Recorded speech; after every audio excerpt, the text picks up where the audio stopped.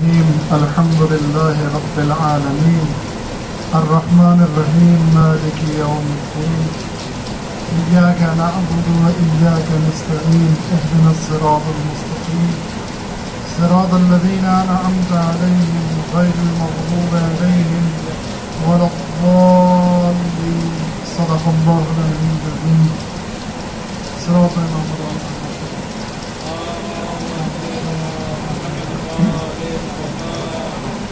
أعوذ بالله من الشيطان الرجيم بسم الله الرحمن الرحيم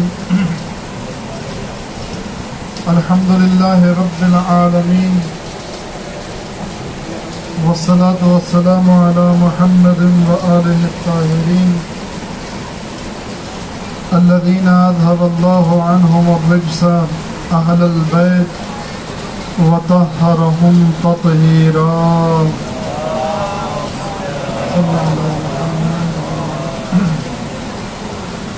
ولعنة الله على أعدائهم أجمعين من ليلنا هذا إلى قيام يوم الدين أما بعد فقد قال الله تبارك وتعالى في كتابه المبين وهو أصدق القائلين وقوله الحق بسم الله الرحمن الرحيم ذلك ومن يعظم شعائر الله فإنها من تقوى القلوب صلوات محمد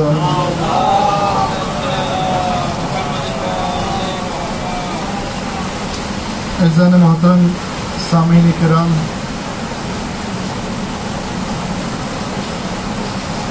قرآن مجید کی جو آیت میں نے پڑھی ہے، اللہ کا ارشاد ہے، سچ تو یہ ہے کہ جو بھی اللہ کی نشانیوں کی تعظیم کرے اس کے دل میں تقوی پایا جاتا ہے۔ آواز آ رہی ہے آپ حضرات کو؟ ایک اور صلوات پڑھیں محمد علیہ وسلم۔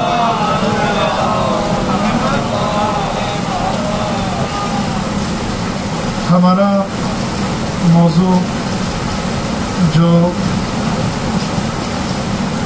گفتگو کا ہے، کربلا ہم سے کیا چاہتی ہے۔ امام حسین کے مقصد کو میں نے بیان کیا۔ جب امام مدینے سے نکلنے لگے تو 4 چیزوں کے بارے میں فرمایا کہ میں ان کے لیے نہیں جا رہا ہوں: بغاوت، سیر و تفریح، فساد اور ظلم۔ بغاوت کبھی بھی انسان کے ذہن اور فکر میں نہیں ہونی چاہیے۔ ظلم اور فساد کبھی بھی انسان کے ذہن اور فکر میں نہیں ہونا چاہیے، ورنہ امام کے قافلے میں شامل نہیں ہو سکتا ہے۔ رہی بات سیر اور تفریح کی، تو اس میں بھی پیغام ہے۔ امام نے فرمایا کہ سیر اور تفریح کے لیے نہیں جا رہا ہوں، تو یہاں پر سیرت یہ نہیں کہ آپ سیر و تفریح نہ کریں، آپ گھومنے نہ جائیں، آپ دنیا کی نعمتوں سے فائدہ نہ اٹھائیں۔ یہاں پہ سیرت یہ نہیں ہے۔ اس جملے میں سیرت یہ ہے کہ اگر آپ کے سامنے کوئی مہم کام ہے تو پھر سیر و تفریح کے لیے نہیں جا سکتے ہیں۔ آپ کے سامنے کوئی ضروری کام ہے، کوئی اہم کام ہے، کوئی ایسا مشن اور مقصد ہے کہ اس وقت میں یہ کام کرنا ضروری ہے، اس وقت میں سیر و تفریح کے لیے نکل جائیں۔ یہ سیرت ہے۔ یہاں پر ایک قاعدہ ہے میرے بھائی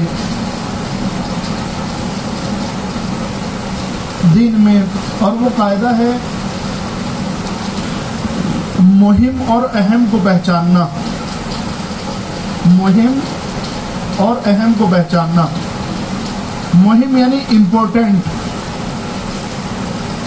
مہم یعنی امپورٹنٹ، اہم یعنی مہم سے بھی زیادہ امپورٹنٹ، مور امپورٹنٹ دین مہم، یہ ہوگا اہم۔ اب آپ مجھے بتائیں کہ 2 کام میرے سامنے ہیں، دو کام میرے سامنے ہیں، ایک ہی وقت میں انجام دینے ہیں، دونوں کا وقت بھی ایک ہی ہے. اب ان میں سے مجھے انتخاب کیسے کرنا ہے، چننا کیسے ہے کہ مجھے کون سا کام کرنا چاہیے؟ میں آپ سے کہوں کہ جو ضروری ہو وہ کر لیجئے. آپ کہیں گے مولانا نہیں، دونوں ہی ضروری ہے اتفاقاً. تو پھر میں کہتا ہوں جو زیادہ ضروری ہے وہ کر لیجئے، اس وقت میں جو زیادہ ضروری ہے وہ کر لیجئے. اب یہ میں نہیں بتا سکتا کہ آپ کے لیے ان دونوں میں سے کون سا زیادہ ضروری ہے، یہ تو آپ خود طے کریں گے کہ ان میں سے کون سا زیادہ ضروری آپ کے لیے ہے. مثال کے طور پر ایک بیٹے کے پاس پیسے ہیں، 50,000 روپے ہیں، اس کے سامنے دو کام ہیں. ایک کام تو یہ ہے کہ یا تو گاڑی خرید لے، گاڑی بھی ضروری ہے. دوسرا کام یہ ہے کہ باپ بیمار ہے، اس کا علاج کرا لے. گاڑی بھی یقین جان لیجیے اس کے لیے ضروری ہے، چاہے وہ جاب پر جاتا ہو یا ماں باپ کو ہی جو ہے وہ ڈراپ اور پک اپ کرنے کے لیے جاتا ہو، کہیں چھوڑنے کے لیے، کہیں سے لینے کے لیے، یا اس کے بزنس کے لیے، اس کے کاروبار کے لیے، کسی بھی اعتبار سے گاڑی خریدنا ضروری ہے. لیکن باپ بیمار ہو گیا. اب کوئی مجھ سے پوچھے کہ جناب کہاں خرچ کروں یہ 50,000 روپیہ؟ میں نے کہا بھائی جو ضروری ہے وہاں پر خرچ کر لیجئے. اب وہ جوان کہتا ہے کہ مولانا دونوں ضروری ہیں، گاڑی کے بغیر بھی کام نہیں چلتا اور ابا بھی بیمار ہیں. تو اب یہاں پر اس کو طے کرنا ہے کہ اس کے لیے ضروری کیا ہے، زیادہ ضروری کیا ہے. گاڑی اس وقت زیادہ مہم ہے یا والد کا، ابا کا علاج زیادہ مہم ہے، یہ آپ کو طے کرنا ہے.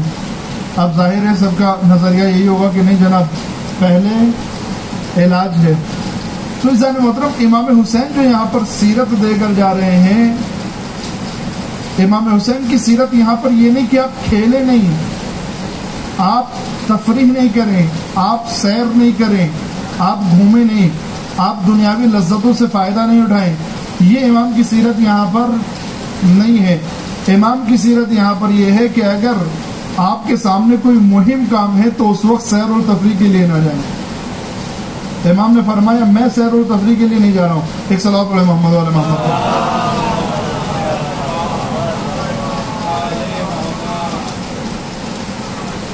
توجہ فرمائیں میرے بھائی، جتنے لوگ بھی ہیں آج جو ہے یہاں پر فرشتوں کی تعداد زیادہ ہوگی انشاءاللہ.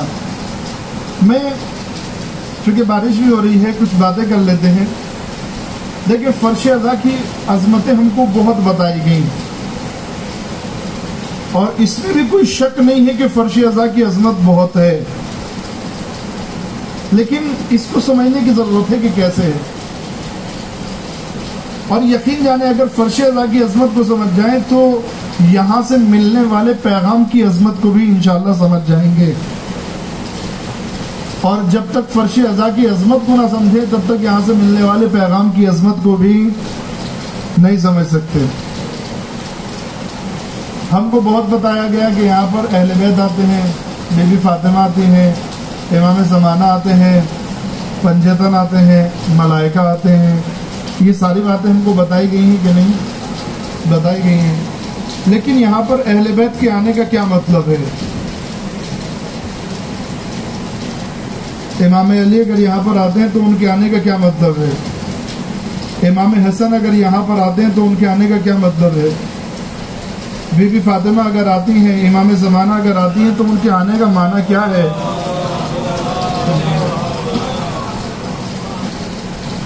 اس کی عظمت میں کوئی شک نہیں ہے، کوئی شک نہیں ہے. میں مثال دوں آپ کی خدمت میں. امام محمد باقر علیہ الصلوۃ والسلام آپ مدینے میں رہتے تھے. ایک شخص آپ کے پاس آیا گاؤں سے، دیہات سے. مدینہ، کوفہ، مکہ یہ سب جو ہے وہ سٹیز تھے، شہر تھے اس زمانے میں بھی. اس زمانے میں کوفہ جو ہے بہت بڑا شہر ہوا کرتا تھا. نجف شہر نہیں تھا. نجف تو اس زمانے میں گاؤں بھی نہیں تھا. نجف اس زمانے میں گاؤں بھی نہیں تھا، کوفہ شہر ہوا کرتا تھا. آج جو ہے وہ نجف بڑا شہر ہے. ایک انسان دیہات سے، گاؤں سے اٹھ کر آیا آنے کے بعد اس نے کہا کہ مولا میں آپ کا چاہنے والا ہوں. امام نے کہا بہت اچھا. کہا کہ جہاں سے میں آ رہا ہوں وہاں پر آپ کے بہت سارے چاہنے والے ہیں. بہت توجہ سنیے گا بھائی, آپ کے بہت چاہنے والے ہیں وہاں پر. تو امام نے کہا اچھا, بہت اچھی بات ہے. امام نے کہا یہ بتاؤ کہ تم ہماری مجلسیں برپا کرتے ہو کہ نہیں؟ تم گاؤں سے آئے ہو, ہماری مجلس برپا کرتے ہو وہاں پر یا نہیں؟ ہماری یاد کرتے ہو یا نہیں؟ ہمارا ذکر کرتے ہو یا نہیں؟ البتہ جب امام کہتے ہیں کہ ہماری مجلس برپا کرتے ہو یا نہیں, یعنی ہماری تعلیمات کو لوگوں کے درمیان ذکر کرتے ہو یا نہیں. توجہ فرما رہے ہیں. اس نے کہا جی حضور ہم مجلسیں برپا کرتے ہیں, ہم مجلسیں برپا کرتے ہیں.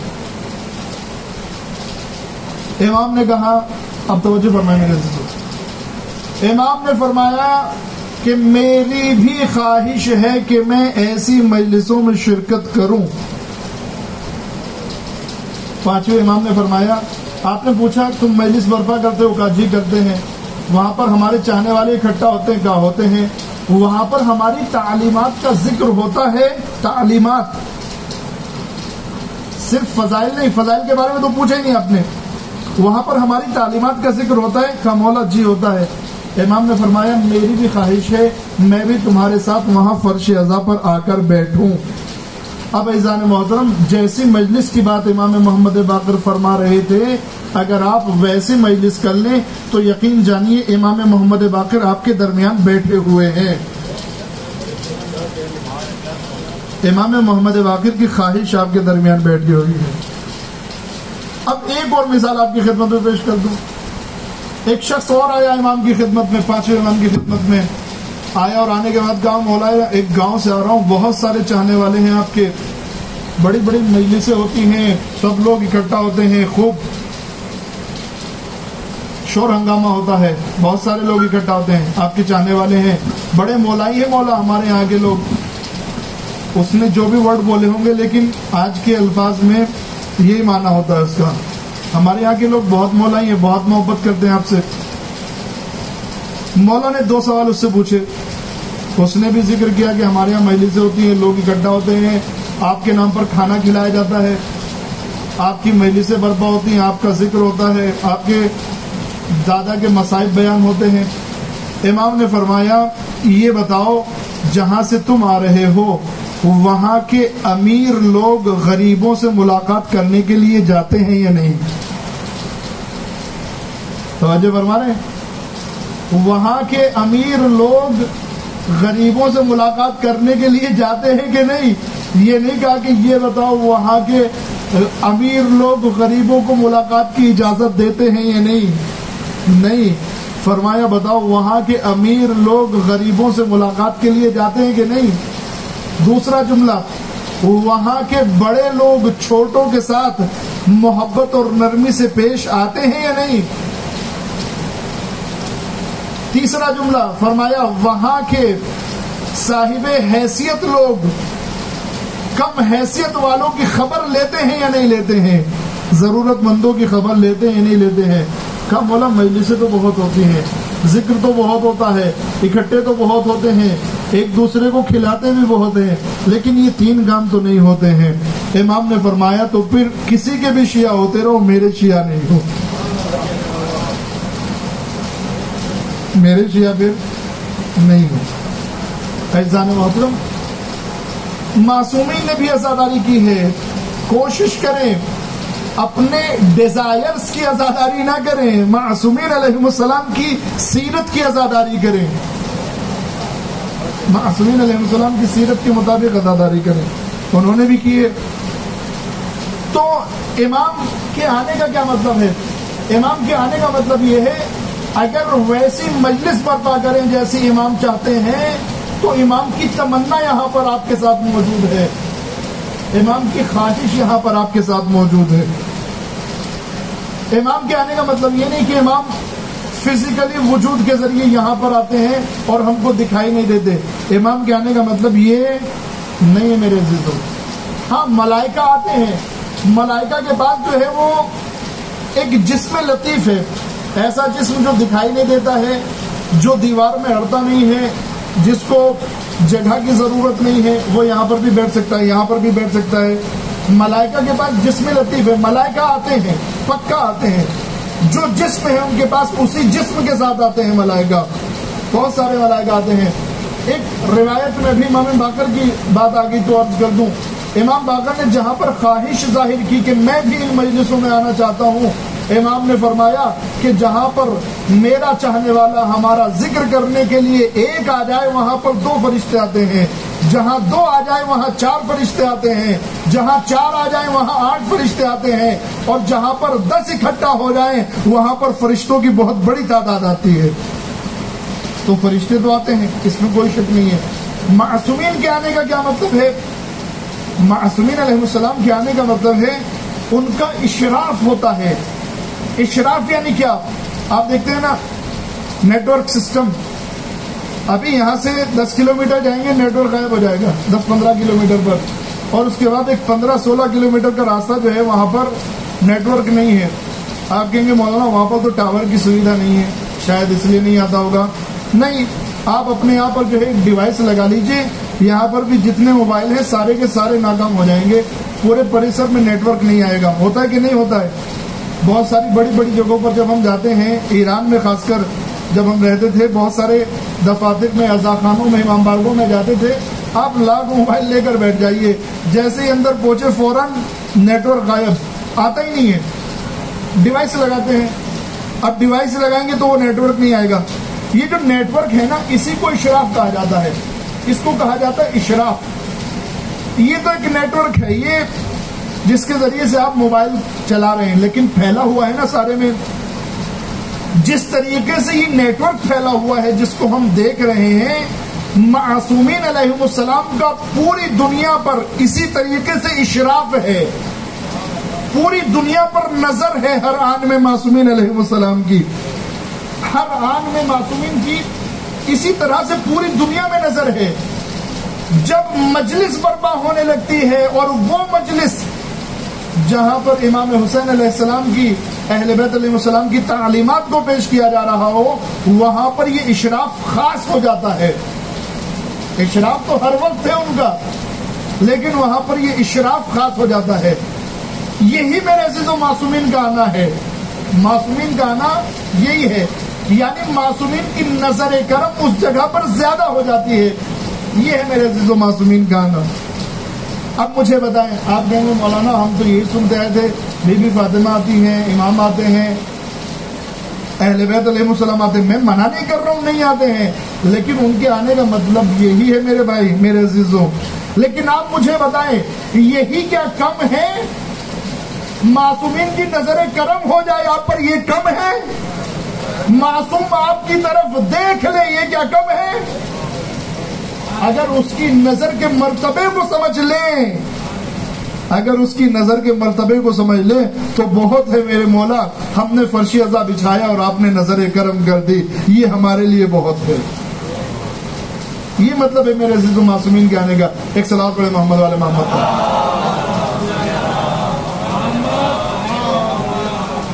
تو عزیزان محترم، بہت فرش عزا کی عظمت جو ہے وہ بہت زیادہ ہے، اس کو سمجھنے کی ضرورت ہے ہم کو۔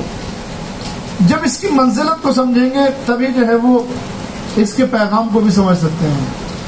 اور میرے عزیزوں، ہم کو یہاں پر کرنا کیا ہے، ہم کو یہاں پر بیان کیا کرنا ہے، ہم کو یہاں پر سننا کیا ہے۔ میں اپنی منمانی نہیں کر سکتا، آپ بھی اپنی منمانی نہیں کر سکتے ہیں۔ امام رضا علیہ السلام کی حدیث آپ کی خدمت میں پیش کروں۔ آپ فرماتے ہیں، رحم اللہ عبدا احیا امرنا۔ مجھے یہ بتائیں میرے بھائیوں، 8ویں امام دعا فرما رہے، کس کس کو امام کی دعا چاہیے؟ کوئی کہے گا کہ مجھے امام کی دعا نہیں چاہیے؟ کوئی کہہ سکتا ہے؟ کوئی نہیں کہہ سکتا ہے، سب کو امام کی دعا چاہیے۔ تو امام تو دعا کر کے گئے ہیں، بس آپ کو وہ کام کرنا ہے کہ امام کی دعاؤں کے لائق بن جائیں گے۔ توجہ فرما رہے ہیں، امام تو دعا کر کے گئے ہیں، امام نے دعا کی ہے. کیا دعا کی ہے؟ رحم اللہ عبدا، اللہ اس بندے پر رحم نازل کرے. کس بندے پر؟ کس بندے پر رحم نازل کرے؟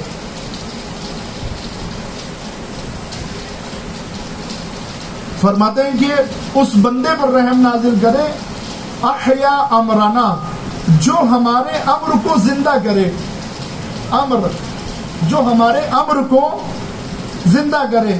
امام فرما رہے اللہ اس پر رحم نازل کرے. تو اب تو میرے بھائیوں پتہ چل گیا نا کہ امام نے کس کے لیے دعا کی ہے. امام نے اس کے لیے دعا کی ہے، امام نے اس کے لیے دعا کی ہے جو امام کے امر کو زندہ کرے. اگر میں آپ سے بتاؤں کہ امام آئے ہیں اور فلاں ہوٹل میں رکے ہوئے ہیں تو سب کے سب دوڑ کر جائیں گے کہ نہیں امام سے ملنے کے لیے؟ اگر یقین ہو جائے سب کے سب جائیں گے.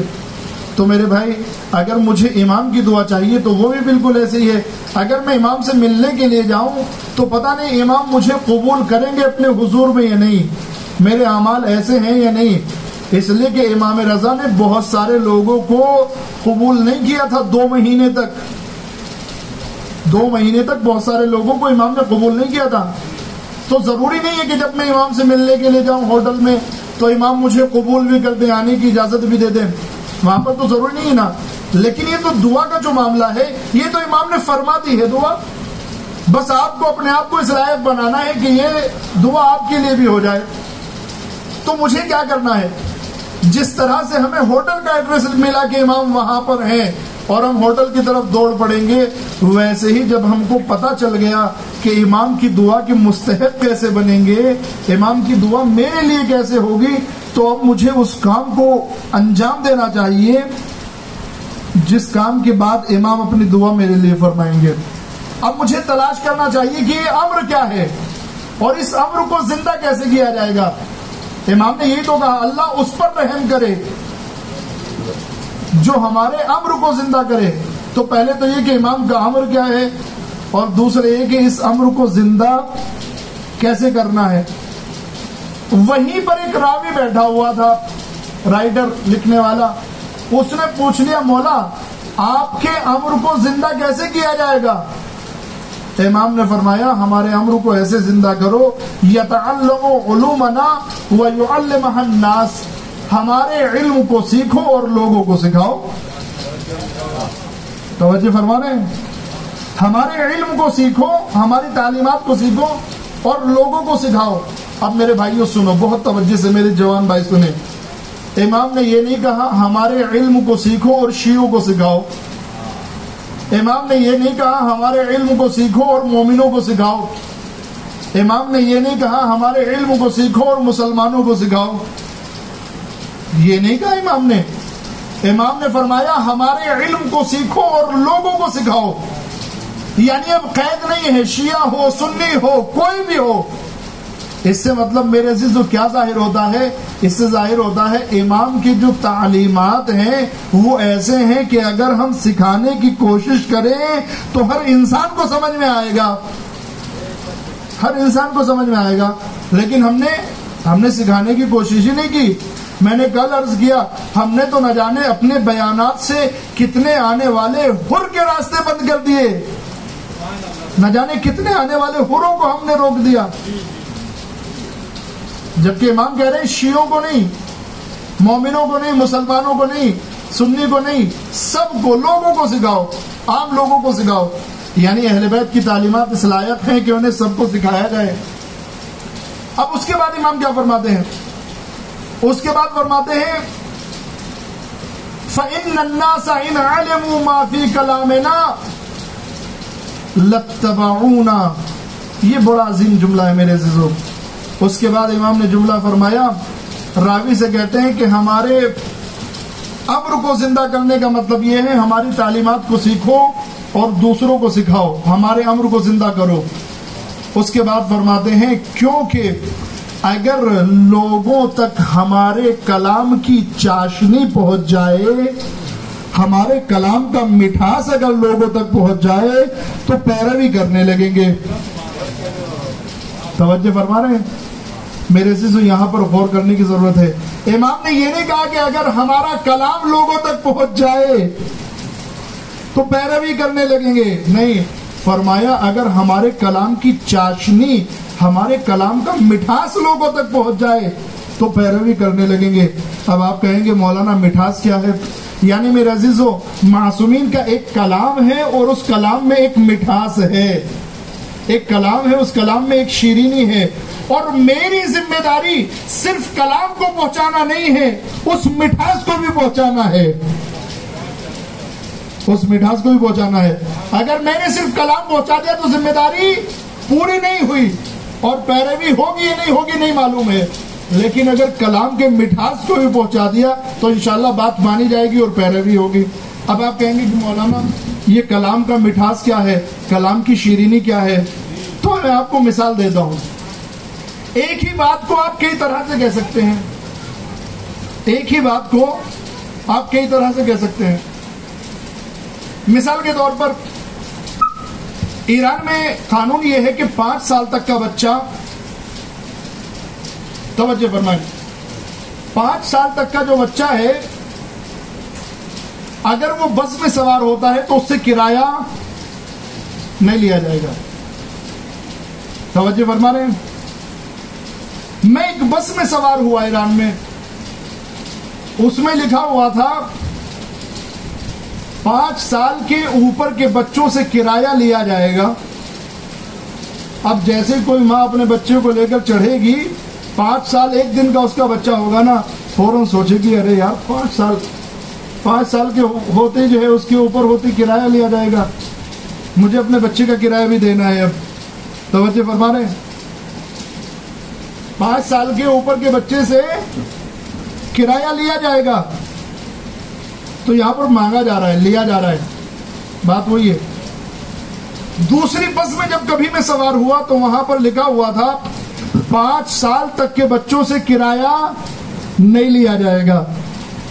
توجہ فرما رہے ہیں؟ 5 سال تک کے بچوں سے کرایہ نہیں لیا جائے گا. کچھ الگ بات ہو گئی؟ الگ بات ہے کچھ نہیں. لیکن اب جب ماں اپنے بچے کو لے کر گاڑی میں چڑھتی ہے نا، اگر 5 سال سے 1 بھی دن ہے بڑی خوشی کے ساتھ چڑھتی ہے. 5 سال تک کے بچوں سے کرایہ نہیں لیا جاتا ہے. یعنی وہاں پر جو نیریٹو اور ذہنیت کریٹ ہو رہی تھی وہ یہ کہ کرایہ لیا جائے گا. یہاں پر جو ذہنیت کریٹ ہو رہی ہے وہ یہ کہ کرایہ نہیں لیا جائے گا، یعنی کرایہ چھوڑا جا رہا ہے ہمارے بچوں پر.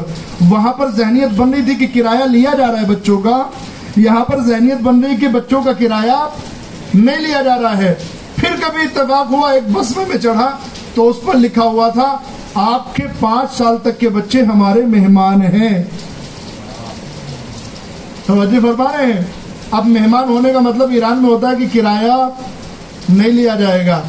وہاں پر اگر کوئی سروس کراتے ہیں نا، موٹر سائیکل کی سروس کرا لی یا کوئی سامان لے لیا، تو سامنے والا تکلف میں کہتا ہے، جب اس کو پیسے دیتے ہیں تو وہ کہتے ہیں مہمان باشد، یعنی میرے مہمان ہو. تکلف میں کہتا ہے، بعد میں لے لیتے ہیں. لیکن مہمان باشد کا مطلب یہ ہوتا ہے کہ کوئی بات نہیں دو. وہاں یہ سارے تکلفات چلتے ہیں. وہ سامنے والا کہتا ہے کہ نہیں لے لے. تو مہمان ہو یعنی آپ سے نہیں لیا جائے گا. اب عزیزان محترم، بات تو تینوں ایک ہی ہوئی نا. 5 سال تک کا بچہ ہی مہمان ہے نا، 5 سال کے اوپر تو لیا جائے گا. وہاں پر جہاں کا 5 سال سے نہیں لیا جائے گا، 5 سال کا ہوتے تو لیا جائے گا. لیکن عزیزان محترم، تینوں میں لوگوں کے سوچنے کا طریقہ الگ الگ ہے. پہلے والے میں مٹھاس نہیں ہے، دوسرے والے میں تھوڑا مٹھاس ہے، تیسرے والے میں بہت زیادہ مٹھاس ہے. اچھا لگتا ہے پیرنٹس کو، ہمارا بچہ مہمان ہے. توجہ فرما رہے ہیں؟ ایک اور مثال دیتا ہوں آپ کی خدمت میں. توجہ فرما میرے بھائیوں، کبھی کبھی ایسا ہوتا ہے بات وہی کہتے ہیں لیکن بات کہنے کا انداز ایسا ہوتا ہے کہ سامنے والے کو قتل کر دیتا ہے. ایک بادشاہ نے خواب دیکھ لیا. اب جب بادشاہ نے خواب دیکھ لیا تو اس نے خواب دیکھا کہ میرے سارے دانت ٹوٹ گئے. اس نے معبر کو بلا لیا، تعبیر بتانے والے کو. تعبیر بتانے والے آئے، بتاؤ جی میں نے خواب دیکھا میرے سارے دانت ٹوٹ گئے، خواب بتاؤ، تعبیر بتاؤ اس کی. اس نے کہا کہ بادشاہ سلامت، اس خواب کی تعبیر یہ ہے آپ کے سارے رشتہ دار آپ کے سامنے مر جائیں گے، آپ کے سامنے مر جائیں گے. بادشاہ کو غصہ آ گیا. بادشاہ نے کہا کہ اس معبر کو پکڑ کے قید خانے میں ڈال دو. قید خانے میں ڈال دیا گیا معبر کو. بادشاہ نے کہا دوسرا معبر بلاؤ, یہ نہیں چاہیے, یہ تو اس کو قید خانے میں ڈال دو. دوسرے معبر کو بلایا گیا. دوسرا معبر جیسے ہی آیا, بادشاہ نے کہا میں نے خواب دیکھا ہے, میرے سارے دانت ٹوٹ گئے ہیں, کوئی تعبیر بتاؤ مجھے اس کی. بادشاہ نے تعبیر کا سوال کیا.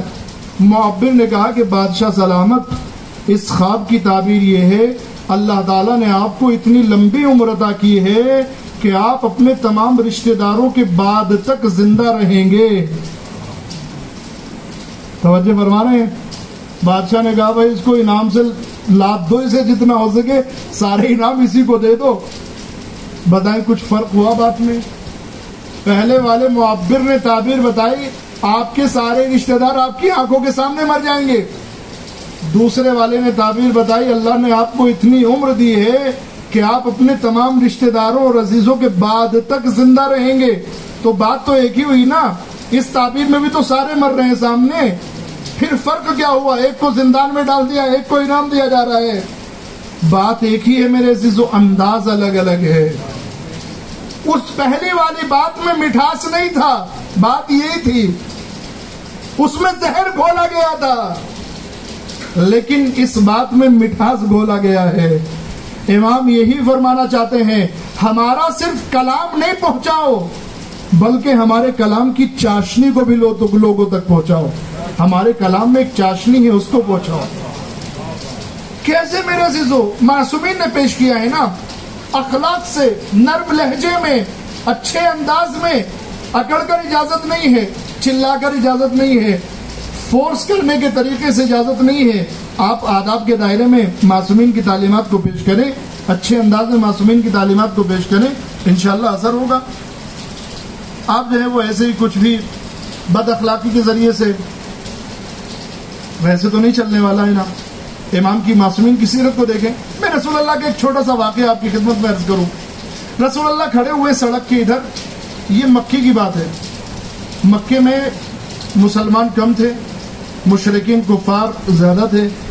رسول اللہ کچھ اصحاب کے ساتھ ادھر کھڑے ہیں, سڑک کے دوسری طرف کچھ کفار اور مشرکین آئے, اور انہوں نے آنے کے بعد رسول اللہ کا مذاق اڑانا شروع کر دیا, برا بھلا کہنے لگے, جادوگر ہے, مجنون ہے, دیوانہ ہے, لوگوں کو بہکاتا ہے, جوانوں کو بہکاتا ہے, اس طرح کی باتیں کرنے لگے.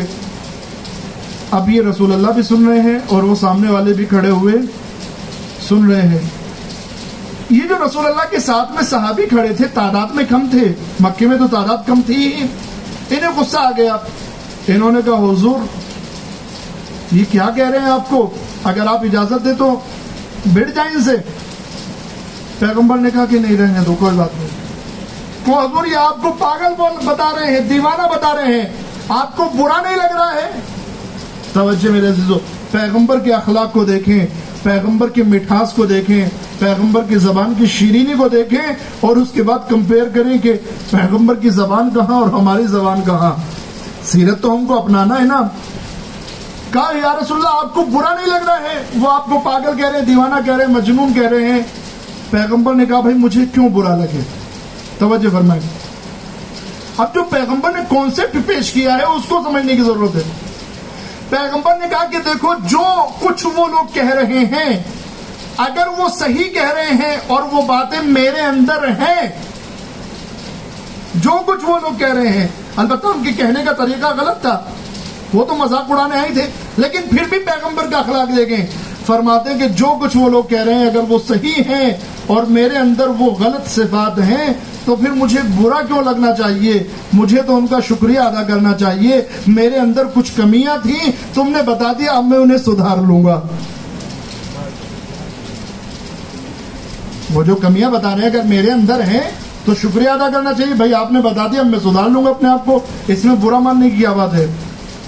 اس کے بعد پیغمبر نے فرمایا اور اگر جو کچھ وہ کہہ رہے ہیں وہ میرے اندر ہے ہی نہیں تو پھر میں کیوں برا مانوں؟ جو بات میرے اندر ہے ہی نہیں وہ مجھ تک پہنچے گی ہی نہیں.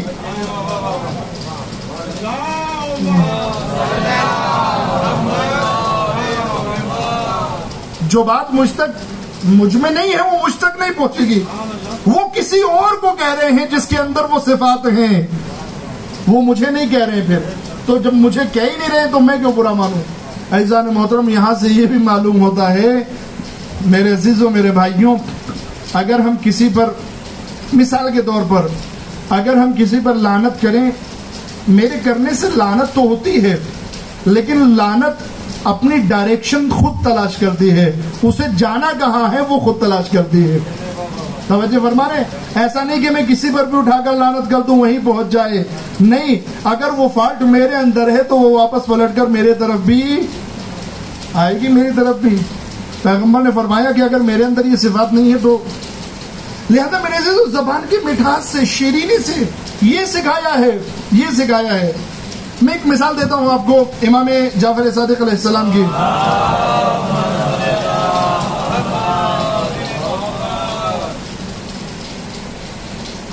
آپ کے پاس ایک انسان آیا,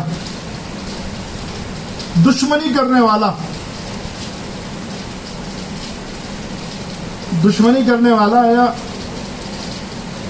اور آنے کے بعد جو ہے اذان شروع نہیں ہوئی ابھی, صلوات پڑھیں محمد علیہ محمد. توجہ فرمائیں میرے سے, یہ 2-3 باتیں سن لیجیے آپ. ایک شخص آیا اور آنے کے بعد آپ کو برا بھلا کہنے لگا, چھٹے امام کو. امام خاموش رہے, اصحاب کو غصہ آ رہا ہے, امام خاموش ہیں.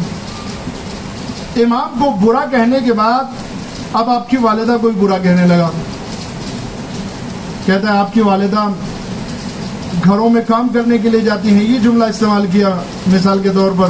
لوگوں کے گھر میں صفائی کرتی ہیں, لوگوں کے یہاں مزدوری کرتی ہیں, اور اس کے بعد برا بھلا کہنے لگا. یہاں تک کہ غیر اخلاقی باتیں کرنے لگا. جیسے ہی اس نے بدتمیزیاں شروع کی اور حد سے آگے بڑھنے لگا, امام نے مصلی بچھایا. مصلی بچھانے کے بعد بیٹھ گئے, اور بیٹھنے کے بعد اللہ سے دعا کرتے ہیں, خدایا اگر جو کچھ یہ کہہ رہا ہے میرے اور میری ماں کے بارے میں, اگر یہ صحیح کہہ رہا ہے تو خدایا میری اور میری ماں کی مغفرت فرما. اگر یہ صحیح کہہ رہا ہے تو میری اور میری ماں کی مغفرت فرما. ماں تک کو برا کہہ رہا ہے میرے عزیزو. امام کی برداشت اور اخلاق کی طاقت دے گئے, میری اور میری ماں کی مغفرت فرما. لیکن اگر جو کچھ یہ کہہ رہا ہے غلط کہہ رہا ہے, میں اور میرے ماں ویسے نہیں ہیں, تو خدایا میرے مسلمان بھائی سے غلطی ہو گئی ہے, اس کی مغفرت فرما. توجہ فرما رہے ہیں؟ ہے میرے عزیزوں کسی کے اندر یہ جگر, خدایا اگر یہ غلط کہہ رہا ہے تو اس سے غلطی ہو گئی ہے, اس کو معاف کر دے. اتنا سنا میرے عزیزوں, رونے لگا, جھک گیا امام کے سامنے آ کر, فرزند رسول مجھے معاف کر دیجئے, میں آپ کو برا بھلا کہہ رہا ہوں, آپ کے اندر اتنا بڑا سینہ, اتنا بڑا جگر. عزیزان محترم, کلام کا مٹھاس یہ ہے, جس کلام کے مٹھاس کی بات امام فرما رہے ہیں وہ کلام کا مٹھاس ہی. ایک صلوات پڑھیں محمد علیہ محمد.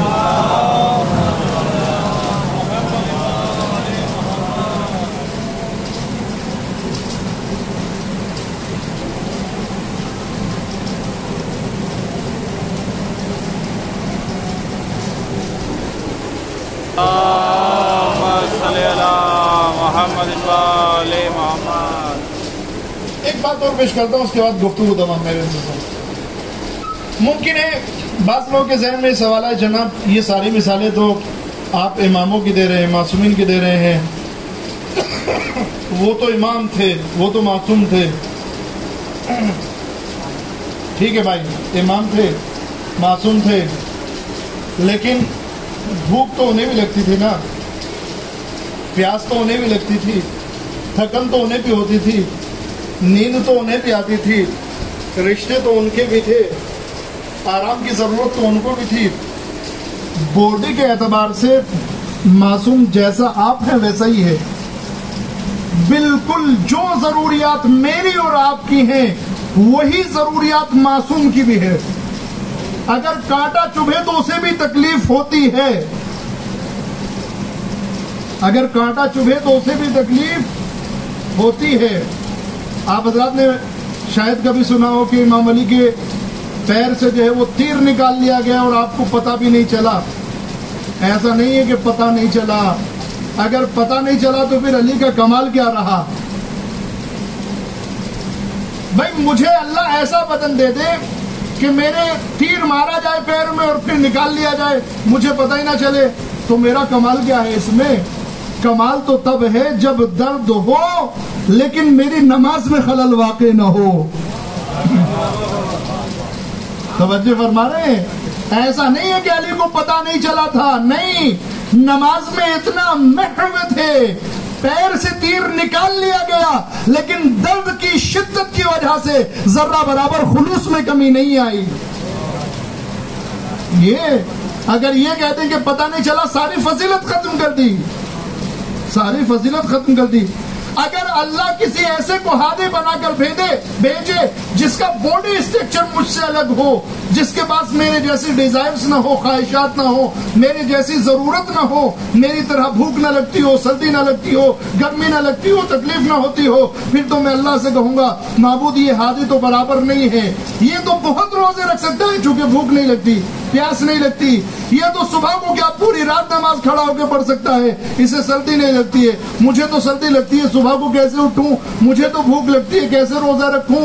لہٰذا اللہ کی ذمہ داری ہے ہادی بالکل ویسے ہی بھیجے جس کے پاس وہ ساری ضروریات اور خواہشات ہوں جو میرے اندر ہیں, ورنہ وہ ہادی بن ہی نہیں سکتا میرے لیے, وہ میرے لیے رول ماڈل بن ہی نہیں سکتا ہے, وہ میرے لیے لیڈر بن ہی نہیں سکتا ہے. لہذا یہ کہنا کہ وہ تو امام تھے, وہ تو معصوم تھے, جسم تو یہی تھا نا, کانٹا لگا تو خون تو ان کے بھی نکلتا تھا, درد تو ان کو بھی ہوتا تھا نا میرے عزیزو. اور اگر آپ یہ کہیں کہ نہیں ان کے برابر کیسے ہو سکتے ہیں, برابر ہونے کی بات نہیں ہے, لیکن سیرت پر چلنے کی بات ہے. اگر سیرت پر نہیں چل سکتے ہوتے تو پھر اللہ یہ نہیں کہتا کہ تم رسول کی اطاعت کرو. اگر پاسبل ہی نہیں ہوتا ان کی سیرت پر عمل کرنا تو پھر اللہ کہتا ہی نہیں کہ رسول کی اطاعت کرو. ممکن ہے اسی لیے کہا ہے, ممکن ہے اسی لیے کہا ہے. لیکن عزیزان محترم ہم جو ہے وہ یہاں پر نام لے لیتے کہ وہ تو معصوم تھے, ان کے اندر برداشت کی قوت زیادہ تھی. یعنی کیا, انہوں نے اپنے اندر بنائی تھی, پیدا کی تھی انہوں نے اپنے اندر.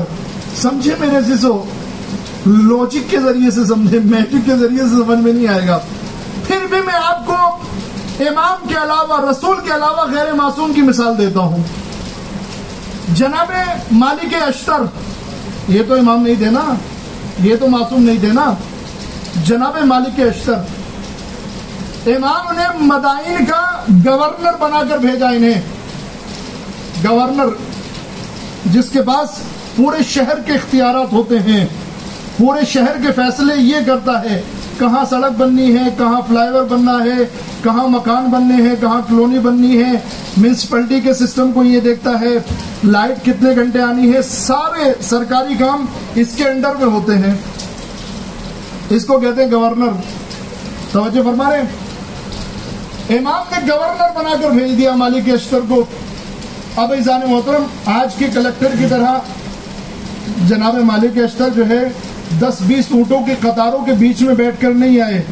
آج کوئی نیتا آنے لگے تو 2-4 BMW اور لگژری کارز جو ہیں وہ اس کے ساتھ میں ہوتی ہیں, ویسے نہیں. جناب مالک اشتر آ رہے ہیں, اونٹ تھک گیا ہے چلتے چلتے, بھائی وہ بھی تو جانور ہے نا, تھک گیا تو جناب مالک اشتر اونٹ سے نیچے اتر گئے, ایک ہاتھ میں اونٹ کی لجام پکڑے ہوئے ہیں, ایک چادر کمر یہاں پر کاندھے پر پڑی ہوئی ہے, اور اس کے اندر ایک لوٹا ہے, ایک چٹائی ہے. چٹائی جو ہے وہ چمڑے کی ہے اور لے کر چلے جا رہے ہیں, سادہ سا لباس ہے. جب بازار سے گزرے, سبزی منڈی سے گزرے, جہاں پر سبزی اور پھل بیچے جاتے تھے, جو لوگ سبزی اور پھل بیچتے ہیں نا, شام تک ان کے پاس کوڑا بہت اکٹھا ہو جاتا ہے جو کارٹون میں سے نکلتا ہے. لہذا ایک دکاندار نے شرارت کی, شرارت سوچ گئی, شرارت سوچی, اس نے دیکھا یہ پہلے تو مدائن میں دیکھا نہیں ہے, نیا ہے, پھر کی لے لو, مزاق کر لو. کوڑا اٹھایا اور مالک کے اوپر پھینک دیا, جناب مالک اشتر کے اوپر. مالک اشتر اس بہادر کا نام ہے جس کا نام سن کر لشکر کانپ جایا کرتے تھے.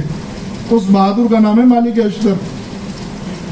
کوڑا پھینکا, مالک اشتر نے مڑ کر بھی نہیں دیکھا, سیدھے چلتے رہے, مڑ کر بھی نہیں دیکھا. اب جب مالک اشتر آگے چلتے رہے, کسی نے بتایا کہ بھائی تجھے پتا ہے کس کے اوپر کوڑا پھینکا ہے؟ کہا نہیں. کہا کہ یہ مالک اشتر ہیں اور خبر آئی ہے کہ مدائن کا نیا گورنر انہی کو بنا کر بھیجا ہے امام علی علیہ السلام نے. مالک اشتر ہیں, گورنر بن کر آئے ہیں, گورنر بن کر آئے. ڈر گیا, کانپ گیا. مالک اشتر پہنچ گئے وہاں پر جہاں پر ان کو ٹھہرنا تھا. ابھی پہنچے تھے کہ پیچھے سے دوڑا دوڑا آیا. آپ ایسے سمجھے اس گھر میں آگے مالک اشتر, چہرہ ادھر ہے, وہ پیچھے سے آیا اور آنے کے بعد پیروں میں پڑ گیا. مالک نے پوچھا کون؟ کہا کہ حضور مجھے معاف کر دیجئے. کہا بھائی بات تو بتاؤ کیا ہوا؟ کہا کہ میں نے بازار میں آپ کے اوپر کوڑا پھینک دیا تھا, مجھے معاف کر دیجئے, معافی مانگنے آیا ہوں, مجھے نہیں پتا تھا کہ آپ گورنر ہیں. جناب مالک اشتر نے فرمایا دیکھو برائی تو برائی ہے, چاہے غریب کے ساتھ کرو یا گورنر کے ساتھ کرو, برائی تو برائی ہے.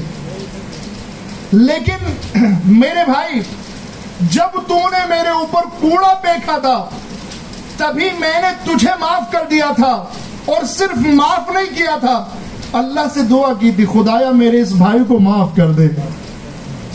توجہ فرما رہے, اگر ایک چھوٹی سی کنکر لگ جائے نا پیچھے سے, اگر ایک کنکر لگ جائے چھوٹی سی ہمارے پیچھے سے, گھر تک پہنچ جائیں گے. لیکن مالک اشتر کی سیرت کو دیکھیں, یہ تو معصوم نہیں ہے. فرماتے ہیں کہ بھائی جب تو نے کوڑا پھینکا میں نے تبھی معاف کر دیا. میں نے اللہ سے بھی تیرے لیے معافی طلب کر لی تھی کہ خدایا اس نادان مسلمان بھائی کو معاف کر دے. کہا شکریہ آپ نے مجھے معاف کر دیا. اب مالک کہتے ہیں بھی دیکھا نہیں مالک نے اس کی طرف, مالک کہتے ہیں کہ بھائی اب تو واپس چلا جا, واپس چلا جا. کہا حضور مل تو لیجئے. کہا نہیں ابھی ملنا نہیں چاہتا ہوں, واپس چلا جا. کہا کیوں کیوں؟ جناب مالک نے فرمایا اگر میں ابھی تجھے دیکھ لوں تو مجھے پتا چل جائے گا کہ کوڑا کس نے پھینکا تھا. توجہ فرما رہے ہیں. پھر میں یہاں پر 1 سال 2 سال 3 سال گورنر بن کر رہوں, میں تجھے مجرموں کی طرح دیکھوں گا اور تو میرے سامنے ڈرتا ہوا آئے گا. میں نہیں چاہتا میرا ایک مسلمان بھائی میرے سامنے مجرم کی طرح رہے, میرے سامنے سر کو جھکا کر رہے, میرے سامنے شرمندہ ہو کر رہے. لہٰذا تو ابھی چلا جا, پھر بعد میں ملیں گے جب یہ تصور ہی نہ رہے کہ کوڑا پھینکا تھا, کس نے پھینکا تھا, کیوں پھینکا تھا. ابھی دیکھ لوں گا تو معلوم ہو جائے گا کوڑا تو نے پھینکا تھا. لہذا جب بھی تجھے دیکھوں گا کوڑے کا ذہن میں تصور آئے گا, اور تو بھی جب بھی میرے سامنے آئے گا شرماتے ہوئے آئے گا کہ میں نے پہلے دن کوڑا پھینک دیا تھا. میں تیرے چہرے پر شرم نہیں دیکھنا چاہتا ہوں. میں نے بھی معاف کر دیا, میرے اللہ نے معاف کر دیا. چلا جا. میرے عزیزو بتاؤ کوئی ہے مالک؟ جیسے علی کو مالک کی ضرورت تھی امام زمانہ کو بھی مالک چاہیے. بتاؤ امام زمانہ کا مالک کون بنے گا؟ امام زمانہ کو بھی تو مالک اشتر چاہیے نا. بس میرے عزیزو میں نے بات کو تمام کیا. مٹھاس پیدا کریں. آپ کہیں گے مولانا بات میں مٹھاس, کلام میں مٹھاس کیسے ہوتا ہے؟ بھائی آپ کلام کی بات کر رہے ہیں, صرف زبان میں مٹھاس, کلام کی مٹھاس میں آپ تعجب کر رہے ہیں. اگر آپ مٹھاس تلاش کرنا چاہیں تو موت میں بھی مٹھاس نکل آتا ہے. اور آؤ آنے کے بعد کربلا میں ایک 13 سال کے بچے سے جب امام حسین پوچھتے ہیں اے میرے بیٹے کیف عندک الموت, موت یہ شب عاشور کی باتیں ہیں, شب عاشور کی باتیں ہیں. بیٹا موت کیسی ہے تمہارے نزدیک؟ جناب قاسم نے کہا احلا من العسل, چچا جان شہد سے زیادہ شیرین ہے. میرے عزیزو ایک بات آپ کی خدمت میں عرض کر دوں, رونے سے پہلے ایک بات آپ کی خدمت میں عرض کر دوں. 13 سال جناب قاسم 13 سال کے ہیں. 13 سال یعنی جیسے یہ بچے بیٹھے, شاید اس کی عمر 13 سال سے زیادہ ہو. تمہاری عمر کتنی ہے بیٹا؟ 15 سال ہے. 13 سال کا کون بچہ ہے یہاں پر؟ 13 سال کا بچہ ہے کوئی؟ 12-13 سال. تم کتنے سال کے ہو؟ 15 سال کے ہو. ماشاء اللہ. تم کتنے سال کے ہو؟ 12 سال کے. کھڑے ہو جاؤ 1 منٹ ذرا. یہ 12 سال کا بچہ ہے. 13 سال یعنی اس سے 1 سال بڑا، بیٹھ جائیں، 13 سال یعنی اس سے 1 سال بڑا، اس سے 1 سال بڑے بچے کو کربلا کے میدان میں اتنی تمیز ہے، اتنا شعور ہے، اتنی بیداری ہے، اتنی بصیرت ہے اس کے اندر کہ وہ اپنے چچا پر جان قربان کرنے کے لیے یہ کہہ رہا ہے کہ میرے نزدیک شہد سے زیادہ شیرین ہے۔ میرے بھائیوں یہ کیسے آیا؟ جناب قاسم تو امام نہیں تھے نا، معصوم نہیں تھے نا، تربیت کی گئی تھی، تربیت کا اثر تھا۔ کب ہوگی میرے عزیزوں ہمارے جوانوں اور بچوں کی یہ تربیت کہ 13 سال کے اندر ہمارے بچوں میں یہ معیار پیدا ہو جائے، یہ شعور پیدا ہو جائے کہ دین کے لیے کچھ بھی قربان کرنے کے لیے تیار ہو۔ جناب قاسم کی شہادت پر صرف گریہ کرنے سے ذمہ داری ختم نہیں ہوتی ہے، نہیں میرے عزیزوں، قاسم چاہیے، امام زمانہ کو قاسم بھی چاہیے، 13 سال کے جوان بھی امام زمانہ کو چاہیے، کوئی قاسم کی طرح ہو، مائیں آئے اور آنے کے بعد ایسی تربیت کریں اپنے بچوں کی کہ 13 سال میں قاسم جیسی معرفت اور قاسم جیسا حوصلہ ان کے دلوں کے اندر ہونا چاہیے۔ فرماتے ہیں میرے نزدیک شہد سے زیادہ شیرین ہے موت۔ صبح کا وقت آ گیا، جنگ ہونے لگی، دوپہر کا وقت آیا اور اب جناب قاسم بھی اجازت لینے کے لیے آ گئے ہیں۔ بہت سخت ہے میرے عزیزو، دیکھو میں نے پہلے ہی عرض کیا تھا رونا الفاظ سے نہیں ہوتا، میں الفاظ کے ذریعے آپ کو نہیں رلا سکتا۔ آپ ذرا تصور کریں چچا کو بھتیجے سے کتنی محبت ہوتی ہے کہ نہیں ہوتی ہے؟ آپ کے گھروں میں بھتیجے ہیں کہ نہیں ہیں؟ آپ ذرا ان کو تصور کیجئے نا، ان کو امیجن کیجئے نا، چچا کو بھتیجے سے کتنی محبت ہوتی ہے۔ بھتیجا آ رہا ہے چچا سے موت کی اجازت مانگنے کے لیے، اور میرے عزیزو اگر بھتیجے کے سر پر باپ کا سایہ نہ ہو تو اس محبت میں اور اضافہ ہو جاتا ہے۔ اگر بھتیجا یتیم ہو جائے تو چچا کو بھتیجوں سے اور زیادہ لگاؤ ہو جاتا ہے۔ اللہ اکبر میرے عزیزو، روایت پڑھوں، ابھی تک کربلا میں حسین روئے نہیں تھے، ابھی تک نہیں روئے تھے حسین، ابھی تک نہیں روئے تھے حسین، لیکن جیسے ہی قاسم اجازت مانگنے کے لیے آئے حسین نے قاسم کو گلے لگا لیا، اور گلے لگانے کے بعد کہتے ہیں میرے لال کیا کوئی بھتیجا اپنے چچا سے مرنے کی اجازت مانگتا ہے؟ اور میرے عزیزوں روایت کے جملے ہیں چچا اور بھتیجے اتنا مل کر اتنا روئے کہ غش کھا کر زمین پر گر گئے۔ یہ مقاتل کے جملے ہیں میرے عزیزوں۔ غش سے فاقہ ہوا، قاسم کو امام نے خیموں میں بھیج دیا، قاسم بیٹھ کر رونے لگے، روتے روتے بازو پر ہاتھ گیا، یاد آیا بابا نے 2 خط لکھ کر میرے بازو پر باندھے تھے۔ خطوں کو کھولا، ایک خط اپنے لیے تھا، حسین پر جان کو قربان کر دینا۔ اللہ اکبر میرے عزیزوں، میرے بھائیوں، میری ماں بہنوں، اپنے بچوں کے اندر اتنا شعور پیدا کرو قاسم جیسا، جیسے ہی جناب قاسم کو خط ملا کہ قربان کر دینا جان کو، ابھی تک رو رہے تھے، اب رونا بند ہو گیا، ہونٹوں پر مسکراہٹ آ گئی ہے، دوڑتے ہوئے چچا کی خدمت میں آئے۔ امام نے قاسم کو خوش دیکھا، کہا میرے بھتیجے کیا بات ہے؟ کہا چچا جان بابا کا خط لے کر آیا ہوں۔ حسین نے خط کو لیا، بوسا دیا، آنکھوں سے لگایا، بھیا کا زمانہ یاد آ گیا۔ اللہ اکبر، بھیا کا زمانہ کیسا تھا جب بھائی کا لاشا نکلا تھا، تیروں کی بارش ہوئی تھی، گھر کے اندر لاشا واپس آ گیا۔ ایک بار حسین نے پھر سے گلے لگایا اور رونے لگے، اور اس کے بعد قاسم کے گریبان کو چاک کر دیا، اپنے ہاتھوں سے گھوڑوں پر سوار کیا۔ 13 سال کی عمر ہے، سوار نہیں ہو پا رہے تھے، اپنے ہاتھوں سے سوار کیا، گریبان کو چاک کر دیا۔ گریبان کو کیوں چاک کیا؟ گریبان چاک کرنے کا مطلب یہ ہوتا تھا اگر میدان جنگ میں کسی کا گریبان چاک دکھے تو مطلب یہ ہوتا تھا کہ یہ یتیم ہے، اس پر ظلم نہیں کرنا، اس پر ظلم نہیں کرنا۔ یہ طے تھا وہاں پر قوموں کے درمیان، یہاں تک کہ غیر مسلم بھی اس کو مانتے تھے، اسلام سے پہلے زمانے میں بھی، لیکن کربلا میں ساری حدوں کو پار کر دیا گیا۔ قاسم یتیم تھے، اس لیے کربلا کے یزید کے فوج کے سب سے بہادر خاندان کو قاسم کے مقابلے میں بھیجا۔ ارزق شامی، اس کے 7 بہادر بیٹے تھے جن کا نام تھا پورے شام میں، ان کو ان کے مقابل میں بھیجا. لیکن میرے عزیزو یہ بھی حسن کا لال تھا. قاسم نے سب کو تحت کیا, یہاں تک کہ ارزق شامی کو بھی قتل کیا. میرے عزیزو جب ارزق کو بھی قتل کر دیا, اب عمر سعد نے کہا ایسے اکیلے اکیلے اس کے مقابل میں نہیں جاؤ, اس نے بہت بڑے خاندان کو قتل کر دیا ہے, سب مل کر گھیر لو. اب جو سب نے مل کر قاسم کو گھیرا, کسی نے تیر مارا, کسی نے نیزہ مارا, کسی نے تلوار ماری. روایت ملتی ہے قاسم اب گھوڑے پر نہیں سنبھل پا رہے ہیں, پیر لڑکھڑانے لگے. گھوڑے سے گرتے ہوئے مشہور ہے, علماء پڑھتے ہیں, قاسم نے ایک الگ انداز میں آواز دی.